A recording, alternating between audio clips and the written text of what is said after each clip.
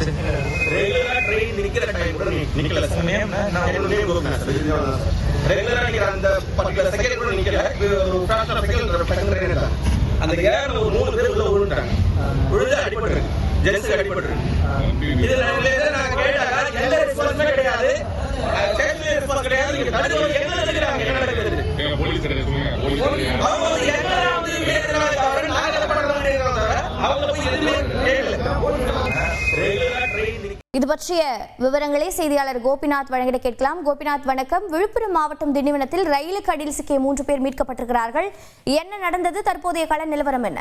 அண்மை செய்தி, விழுப்புரம் மாவட்டம் திண்டிவனத்தில் ரயிலுக்கு அடியில் சிக்கிய 3 பேர் மீட்கப்பட்டிருக்கிறார்கள். இது பற்றிய விவரங்களை செய்தியாளர் கோபிநாத் வழங்கிட கேட்கலாம். கோபிநாத் வணக்கம். இந்த செய்தி தொடர்பான மேலும் விவரங்கள் என்னென்ன? திருவண்ணாமலை மாவட்டம் தெல்லா கிராமத்தை சேர்ந்தவர் சங்கர். இவர் இந்த பகுதியில மேஸ்திரி வேலை பார்த்துட்டு இருக்காருங்க.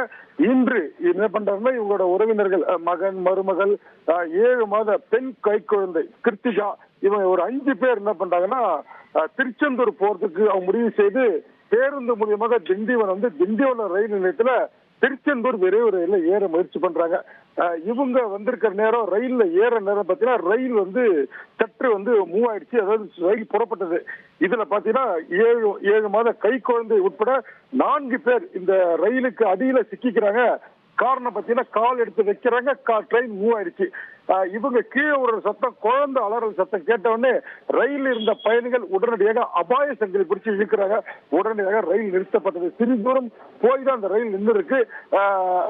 அங்கிருந்த பயணிகள் சொல்றாங்க உடனடியாக ரயிலுக்கு அடியில் சிக்கிய அந்த 3 பேர் மேலும் ஒருவர் சிராய்ப்பு கைது மொத்தம் 4 பேரை உடனடியாக திண்டிவனம் அரசு மருத்துவமனையில் அனுமதிச்சிருக்காங்க.